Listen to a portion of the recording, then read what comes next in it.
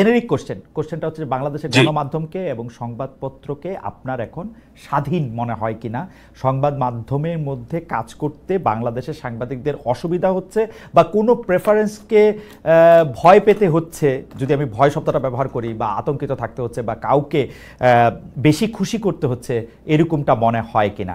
আমি তুলনা করতে চাই না যে গত 15 বছরে আমরা কেমন ছিলাম, গত 15 বছরে আমরা খুবই খারাপ ছিলাম, এখন আমরা কেমন আছি সেটা যদি আমরা একটু বলি। খালেদ ভাই, আপনাকে ধন্যবাদ। জেসিন, ধন্যবাদ। এখানে একসাথে আমরা এসেছি। আসলে বাংলাদেশের গণমাধ্যমের সংবাদ স্বাধীনতা, গণমাধ্যমের কাজ, সাংবাদিকরা কিভাবে কাজ করছেন, তাদের উপরে কোনো রকমের খড়গহস্ত, কোনো রকমের কন্ট্রোল আছে কিনা, এই জিনিসগুলোকে আমাদেরকে অনেকভাবে ভাগ করতে হবে আর কি। এখানে তো একটা হচ্ছে সরকার পক্ষের একটা চাপ থাকে, মালিক পক্ষের একটা চাপ থাকে, বর্তমানের যে ক্ষেত্র সেখানে বিভিন্ন পার্টি ইনভলভ আছেন, তাদেরকে সেইগুলা থেকেও আপনার চাপের সম্মুখীন হতে হয়। সুতরাং আপনি যে বাংলাদেশের সংবাদ মাধ্যম স্বাধীন আছে অথবা মুক্ত আছে, গণমাধ্যম মুক্ত আছে, এটা আসলে মনে করার কোনো সুযোগ নাই আর কি। আপনি দেখবেন যে আহ, আগস্ট থেকে এখন পর্যন্ত আহ, অনেক রকমের সংবাদ বাংলাদেশের গণমাধ্যমে এসেছে। বিশেষ করে বিশেষ কিছু পত্রিকা, যেগুলো বিশেষ কিছু শিল্পগোষ্ঠী ওন করে থাকে, তারা এমন চটকদার সব কার্যক্রম করেন যা সাংবাদিকতার মানদণ্ডে আমার মনে হয় না যে কোনোভাবেই উত্তীর্ণ হয় আর কি। আর এছাড়া এই সংবাদপত্রের যেই যেই মিডিয়া হাউসগুলো আছে, এর মধ্যে কিছু তো আপনার স্টাবলিশ করা হয়েছে আহ নিজেদের উদ্দেশ্য চরিতার্থ করার জন্য। আপনি দেখবেন যে কিছু চ্যানেল আছে, কিছু খবরের কাগজ আছে, যাদের নেপথ্যের ব্যক্তিরা অত্যন্ত বিতর্কিত, এবং এদের কাজ হচ্ছে এক পক্ষ হয়ে আরেক পক্ষকে আক্রমণ করা, ওই পক্ষ এসে আবার এই পক্ষকে আক্রমণ করে। কেউ কেউ আবার কখনো সরকারের সহযোগী হয়ে ওঠে। কেউ যখন দেখে যে সরকার তাদের কথা শুনছে না, তখন গিয়ে আবার তারা সরকারকে আক্রমণ করে। এটা আসলে বেশ জটিল এবং বেশ, আমার কাছে মনে হয় যে the environment is very dirty. বেশ ওকে, নোংরা একটা এনভায়রনমেন্ট এখানে এখানে বিরাজ করছে। মানে আপনি আসলে কম কথাতেও সবগুলো বিষয়ই আপনি মোটামুটি এনেছেন, কিন্তু একটু সহজ করে, মানে কোয়ান্টিফাই করে যদি আমি এখন বলি যে আপনি যদি সংবাদপত্রের স্বাধীনতার সর্বোচ্চ মান যদি হয় 100, এই মুহূর্তে এই সরকার আসার পরে বা 5 আগস্টে শেখ হাসিনা যাওয়ার পরে আপনি এই সংবাদপত্রের স্বাধীনতার মানদণ্ডে এটাকে কত নম্বর দিতে চাইবেন? সংবাদ স্বাধীনতার মানদণ্ডে আসলে এটা এটা খুব টাফ, কারণ আসলে কয়েকটা নিউজ পেপার আছে hmm, that we have to tell যে হুম, তারা এখনো কাজ করে যাচ্ছে। দুই হুম, থেকে তিনটার মতো, হুম, সর্বোচ্চ তিনটার মতো হুম, হয়তো আপনার সংবাদ মাধ্যম আছে, যারা চেষ্টা করছে এখনো সঠিক তথ্যটা দেওয়ার জন্য। এবং তাদের স্বাধীনতা আমি বলবো যে কোনো ক্ষেত্রেই 140-এর বেশি নাই। হাসিনার সময় হয়তো যেটা হুম। 25 ছিল, সেটা এখন 40 হয়েছে। আর অন্য যারা আছে, ধরেন আপনার, ওদের তো আসলে ধরেন স্বাধীনতা ডিপেন্ড করে তাদের মালিক যারা, ওকে, ওদের মর্জির উপরে। তো ওইটা নিয়ে আসলে মন্তব্য করার কিছু নাই আর ও কি। ওকে। আমরা আবার আসবো আপনার কাছে স্পেসিফিক প্রশ্ন নিয়ে। আমরা একটু কাজী জেসিন থেকে এই ব্যাপারটা একটু জানতে চাই যে বাংলাদেশের গণমাধ্যম বা সংবাদপত্রকে আপনি আসলে কিভাবে দেখছেন এই পর্যায়ে এসে। ধন্যবাদ। ধন্যবাদ স্যারকেও ধন্যবাদ। এই বিষয়টা যে আমরা কথা হুম, বলতে পারছি, এটা আমি হুম, সাধুবাদ জানাই আপনার উদ্যোগ নেওয়ার জন্য। আসলে আপনি বলেছেন যে আগের কথা বাদ এখন আমরা কেমন আছি হুম, সেটাকে জাজ করার জন্য। আগের কথা বাদ দিয়ে আপনি আজকের অবস্থা জাজ করতে পারবেন না, কোনোভাবেই পারবেন না। একটা হুম, ভেঙে যাওয়া বাসায় আপনি কেমন করে সাজিয়েছেন, ভুলে যান ভেঙে গেছেন কিনা, এই কথাটা আপনি বলতে পারবেন না। আগে কি মিডিয়া ছিল, গণমাধ্যম ছিল কিনা, সেই প্রশ্নটার উত্তর আমাদের দেখতে হবে। বিগত 15 বছরে যা হয়েছে সেটা কি সাংবাদিকতা হয়েছে কিনা সেটা আমাদের দেখতে হবে, বিরল বিকল্প বাদে। গত 15 বছর যা হয়েছে সেটা তো আমরা দেখেছি। এখন অনেকে বলে শেখ হাসিনাকে ফ্যাসিস্ট হাসিনা বলতে চায় না, বলে মাফিয়া, মাফিয়া হাসিনার পতন হয়েছে। তো মাফিয়া আওয়ামী লীগ বা মাফিয়া হাসিনা যে শাসন 15 বছর করেছে, এই শাসনটা যে করতে পেরেছে, এই জায়গাটায় তাদেরকে এনাবেল করেছে কারা? তারা কিন্তু আপনার এই মিডিয়াই তাদেরকে সহযোগিতা করেছে 15 বছর শাসন করার জন্য। আমরা তো গণমাধ্যমকে বলি ফোর্থ স্তম্ভ, চতুর্থ স্তম্ভ। সেই জায়গা থেকে গণমাধ্যম হচ্ছে দর্পণ, একটা রাষ্ট্র কেমন চলছে, সরকার কেমন করছে সেটা দেখার দর্পণ হচ্ছে গণমাধ্যম। সেই গণমাধ্যম সেই দর্পণ দেখায় নাই, দেখিয়েছে মানবতার মা শেখ হাসিনাকে, দেখিয়েছে যে কাঁদো বাঙালি কাঁদো, বাঙালির চোখে পানি নাই, কিন্তু ফোর্স করেছে মিডিয়াতেও সারা মাস যদি শোক করে যে কাঁদো বাঙালি কাঁদো, অথচ তারা কখনোই গুম খুনের কথা তুলে ধরে নাই। এই যে আড়াল করা, এই আড়াল করার মধ্য দিয়ে মাফিয়া তন্ত্র কায়েমে একরকম সহযোগিতা করেছে এই গণমাধ্যম। সুতরাং আপনি কোনোভাবেই 15 বছরের এই সময়কে বাদ দিয়ে আপনি কি এখন জাজ করা পসিবল না। 15 বছরে যা হয়েছে সেটা সাংবাদিকতা ছিল না, 15 বছর যা ছিল সেটা মিডিয়া ছিল না। এখন যা হচ্ছে, ভঙ্গুর একটা রাষ্ট্র, সম্পূর্ণ ধসে পড়া একটা রাষ্ট্র নতুন করে বিনির্মাণ করার জন্য যে প্রচেষ্টা, সেই প্রচেষ্টাটা আমরা ঠিকভাবে নিতে পারছি কিনা, সরকারের উদ্যোগ কি আমরা সাংবাদিকরা সেটা করতে পারছি কিনা, সেই জায়গাটায় যদি আমরা কথা বলি তখন মনে হয় কথা বলাটা সহজ হয়ে যায়। সেক্ষেত্রে আমি বলবো যে আমার মনে হয় যে আমরা চেষ্টা করছি, কিন্তু অনেক শস্যের মধ্যে ভূত যেহেতু রয়ে গেছে, কারণ আপনি এখানে বীজটা বপন যা হয়ে গেছে, সেই বীজের যে বপন আছে, যে বীজটা বপন আছে সেই বীজেরই চারা তো থাকবে। তো সেরকম একটা অবস্থা আছে। আপনি এখানে ব্যবস্থার যে সিস্টেমের মধ্যে আমরা আছি, সেই সিস্টেম যদি সম্পূর্ণরূপে ভেঙে দেয়া না যায়, সেই সিস্টেম থেকে যদি বের হয়ে আসা না যায়, তাহলে আপনি নতুন করে স্বপ্নের মধ্যে থেকে বলতে পারেন না যে সাংবাদিকরা সম্পূর্ণ স্বাধীন কিনা। সাংবাদিকরা সম্পূর্ণ স্বাধীন হবে কি করে? একটি ঘরের কি আপনার শুধুমাত্র পর্দাটা বদলালে হয়ে যাবে? একটি ঘরের কি শুধু দুয়ারের রংটা বদলালে হয়ে যাবে যে সেই ঘরটা অন্যরকম হয়ে গেল? তা তো না।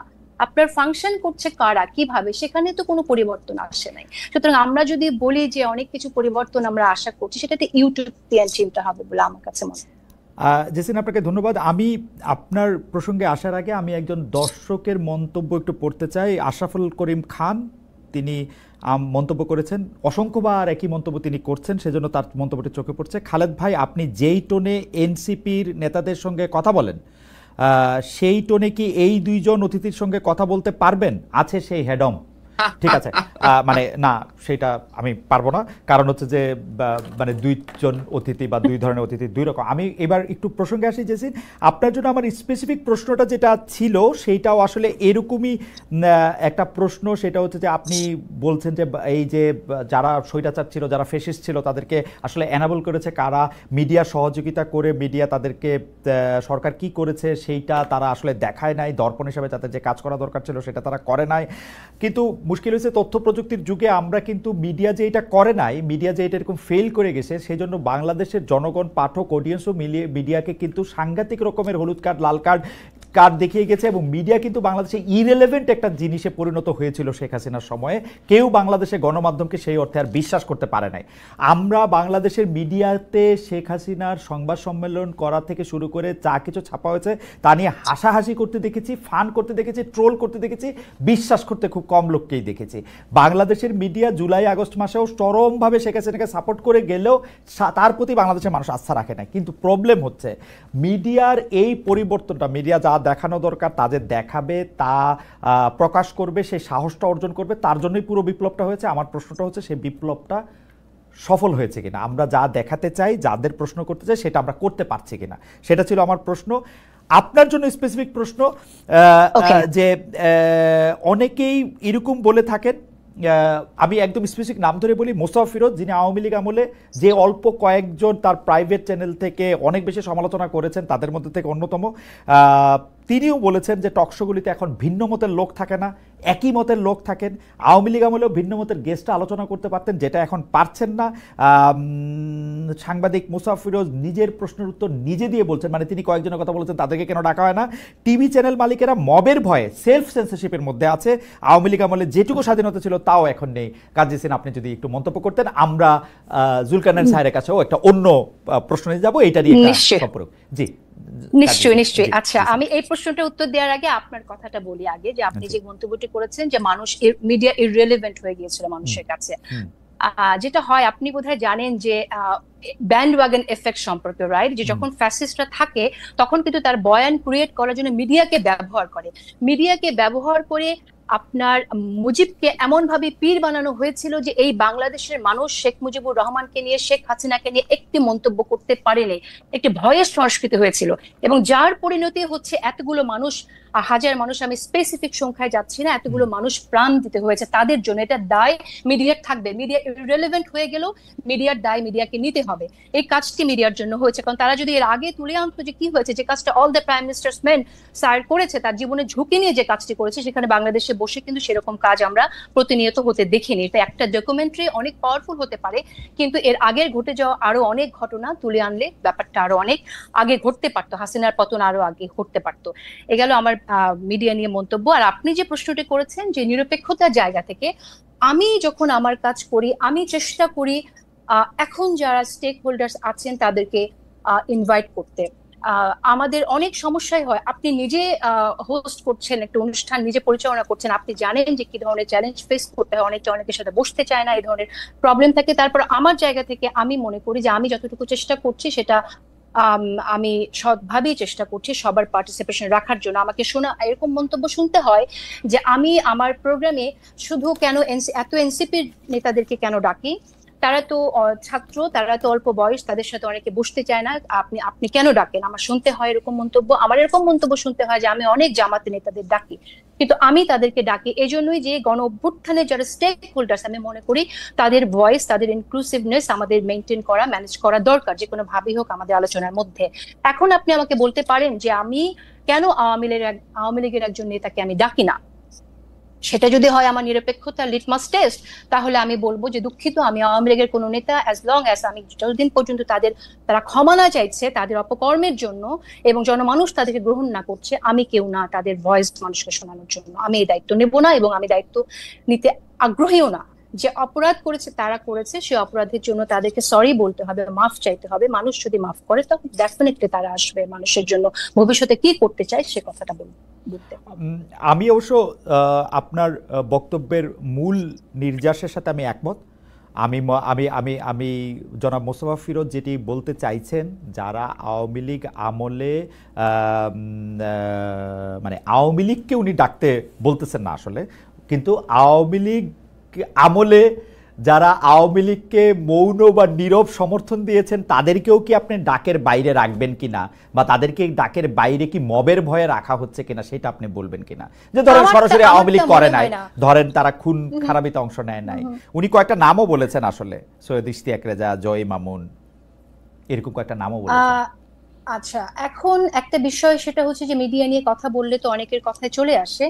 তো আমি আসলে দেখেন, আমরা তো কলিগস একসময় একসাথে কাজ করেছি, কিন্তু আমরা অত্যন্ত দুঃখজনক ভাবে প্রত্যক্ষ করেছি যে যখন চোখের সামনে, সবার চোখের সামনে এই ছাত্রদের হত্যা করা হয়েছে, তখন তারা এই পতিত হাসিনার অফিসে গিয়ে তারা যে বক্তব্য রেখেছেন, এটা তো আমাদের জন্য অত্যন্ত দুঃখজনক ছিল। টু উইটনেস, সাক্ষী হওয়া ইতিহাসের, যে সাংবাদিকরা এই জায়গায় চলে যেতে পারে, তাদের মানবতা বোধ তারা এইভাবে বিসর্জন দিতে পারে, এই অন্ধত্ব তাদেরকে পেয়ে বসতে পারে, এটা তো আমাদের জন্য দুঃখজনক। Two witness.